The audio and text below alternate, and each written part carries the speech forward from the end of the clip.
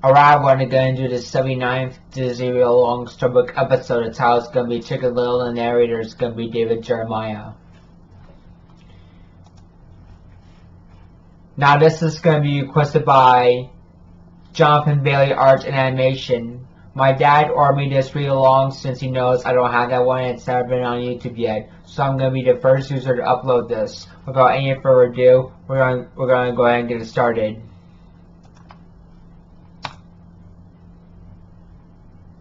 Where to begin, where to begin? How about once upon a time? Nah. How many times have you heard that to begin a story? Why don't we just go back to the day things took a turn for the worse? If you want to hear the story, you can read along with me in your book. You'll know it's time to turn the page when you hear this sound. Let's begin now. In the town of Okie Oaks, Chicken Little was ringing the school bell. The sky is falling! The sky is falling! He described a piece of sky that was shaped like a stop sign. It looks like a stop sign? Yes! And it hit me on the head! At first, the crowd panicked. Then his father, Buck Cluck, stopped them. It's okay, everyone. It was just an acorn that hit my son. A little acorn. No, Dad, no.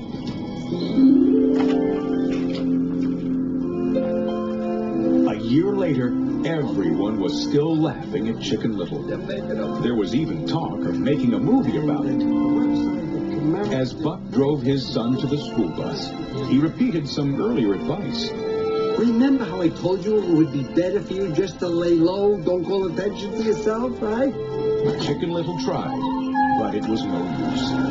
He missed the bus and chased it through town. He lost his pants. At school, he shook up a soda bottle and used it to launch himself through a window, then got trapped inside his locker. Meanwhile, class was starting. Mr. Wollensworth called the roll. Foxy Loxy, Goosey Lucy, and Chicken Little's friends, Abby Mallory, Runt of the Litter, and Fish Out of Water. Just one student was missing. Chicken Little. Tardy again. In gym class, Chicken Little told Abby about his morning. But you know, that's not going to get me down. All I need is a chance to do something great to make everyone forget the whole sky falling thing once and for all.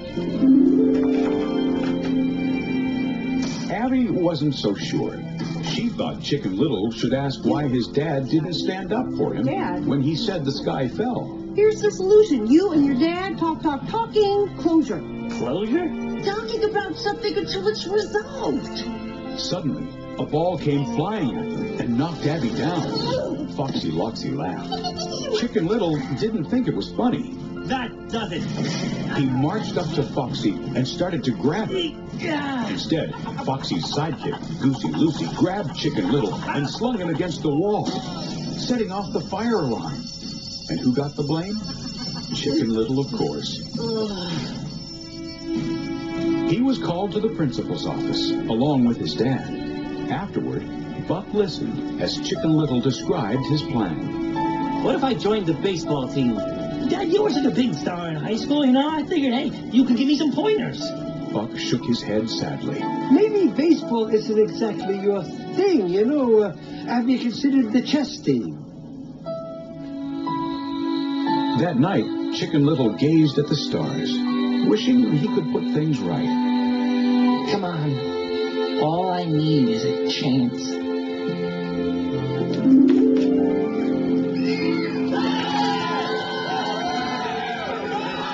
Chicken Little signed up for the baseball team, the Acorns, but it didn't go well. He sat on the bench, and the star was Foxy Loxy. When the big game rolled around, he was still on the bench. Late in the game, the Acorns needed a hit to tie the score, and the only batter left was Chicken Little. The crowd groaned. He looked up in the stands at his father. It won't embarrass you, Dad. Not this time. Chicken Little swung at the first pitch and missed badly. Break one. and again. On the third pitch, he closed his eyes and hit the ball. Buck cheered, then yelled advice when he saw his son take off in the wrong direction. No, not that way. Run the other way. Chicken Little turned and headed back toward first. The runner scored, tying the game. When a cow outfielder fumbled the ball, Chicken Little headed for second, then third. Buck cheered him on. Yes! Then the crowd gasped. Chicken Little was heading for home. Foxy ran beside him. You're not gonna make it. Meanwhile, the ball was stuck on the cow's horn, so the outfielders picked up the cow and raced to the plate. Chicken Little slid. The cow tagged him. The umpire signaled, "You're out!" But when the umpire brushed off the plate, Chicken Little's toe was touching it. Safe! The runner is safe! Buck raced onto the field. We won! We won! That's my boy out there!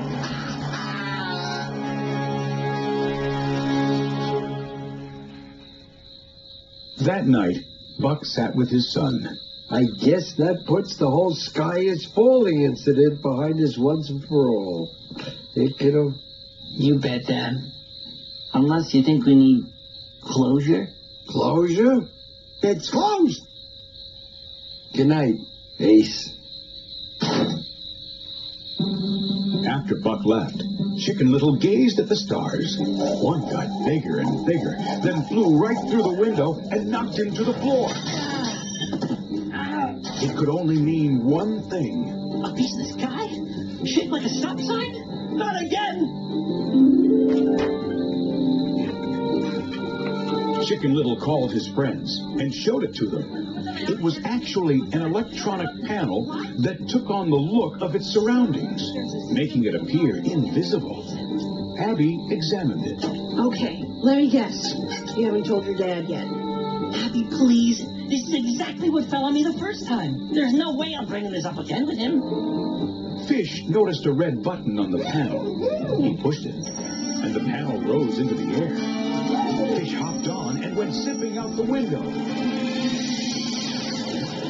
Runt, Abby, and Chicken Little went racing downstairs to follow, and Buck saw them. Wait, whoa, son, where's the fire here?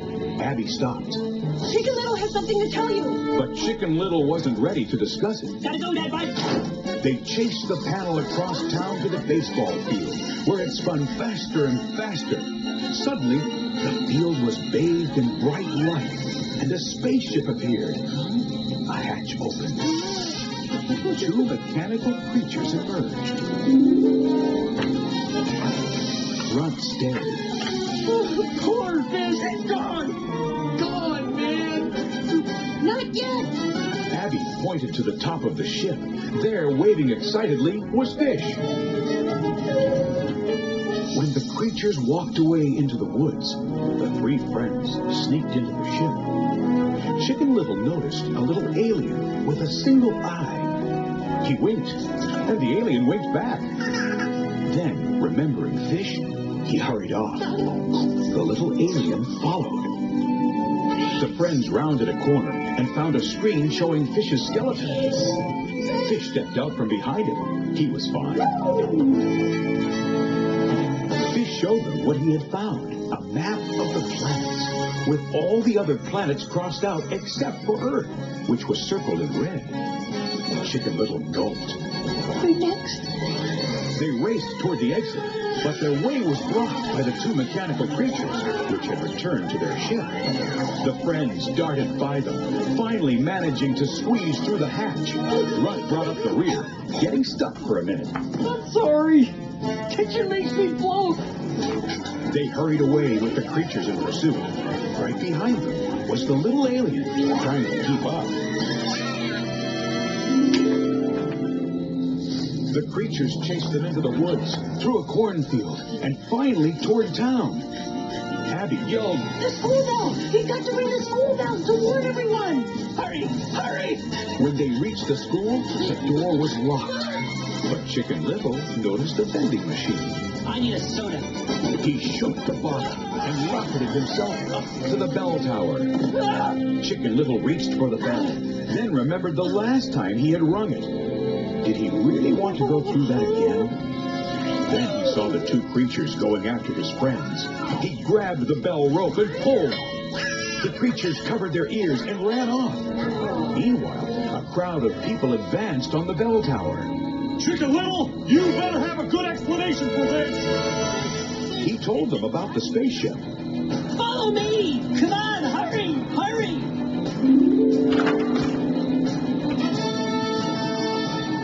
Chicken Little and his friends led them to the ball field, where the creatures had started the ship's engines. He yelled to the crowd. Come on, if you don't hurry, I'm gonna be a minute! A moment later, the crowd reached the field.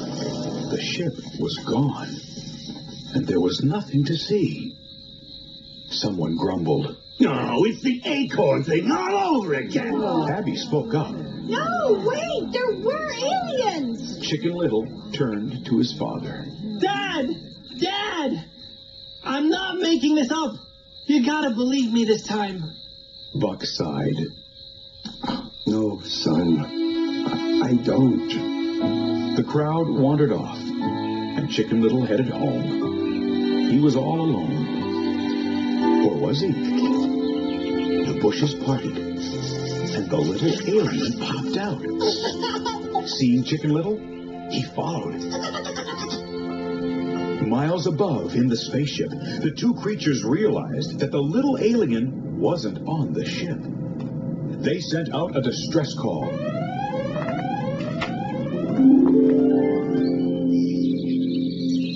When Chicken Little got home, Abby and the others were waiting. If there was ever a time to talk to your dad, it's now. It's too late for that. He turned away, and there behind him was the little alien. Chicken Little winked like before. Instead of winking back, the alien started to wail. Runt stared. What is that thing? The alien babbled hysterically. To their amazement, Fish translated. They learned that the alien was from the spaceship and had been left behind. Suddenly, the ground began to shake, and spaceships filled the sky. Chicken Little noticed the alien making happy sounds. Those are your parents? And they brought the Galactic Armada? The alien took off toward the ship, running right into traffic. Chicken Little yelled. Watch out for the kid! Don't hit him! The town was in a panic. People tried to run, but an army of mechanical creatures blocked the way. When Foxy threw a rock at one of them, she was zapped by a light beam and disappeared. Buck found Chicken Little and grabbed him. We gotta get out of here. Come on. Chicken Little tried to pull away, and Abby spoke up. Will you two stop messing around and deal with the problem? Chicken Little faced his father. You're never there for me. You've been ashamed of me ever since the acorn thing happened. You're right. But you need to know that I love you, no matter what. And I'm sorry if I ever made you feel like that was something you had to earn. Chicken Little smiled and hugged his dad. Then they snapped back into action. The alien pointed. Chicken Little saw a ship over Town Hall. Oh, is that your parents? Chicken Little told Buck his plan. All we have to do is duck and weave through traffic and make our way through town square while avoiding the death rays from those alien robots. Then we get to Town Hall, climb up to the highest point of the roof, and give the kid back to its parents. Yeah! Buck grabbed the little alien, and they raced into the crowd.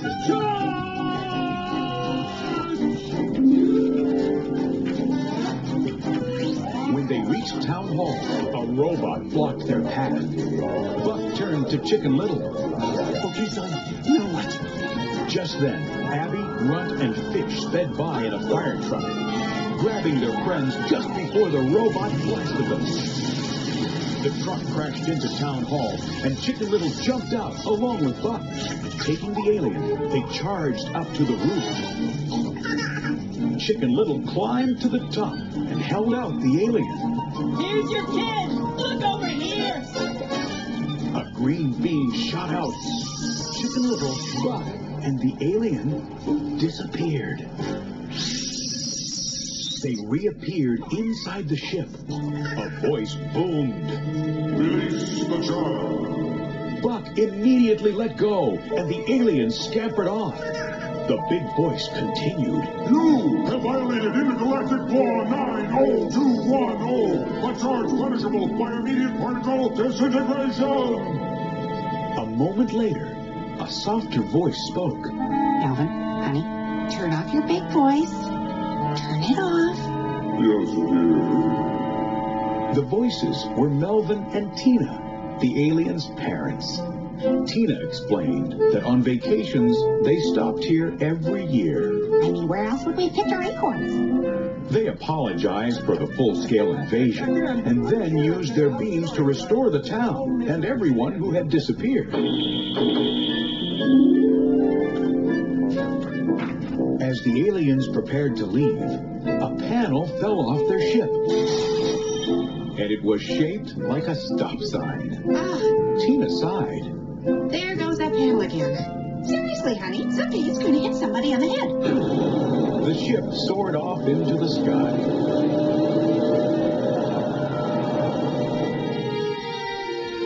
A year later, in the movie version, Chicken Little spoke. Though at times it may feel like the sky is falling around you, never give up. When the movie ended, Buck proudly lifted up his son, and the audience cheered. For once, Chicken Little was the biggest guy in town.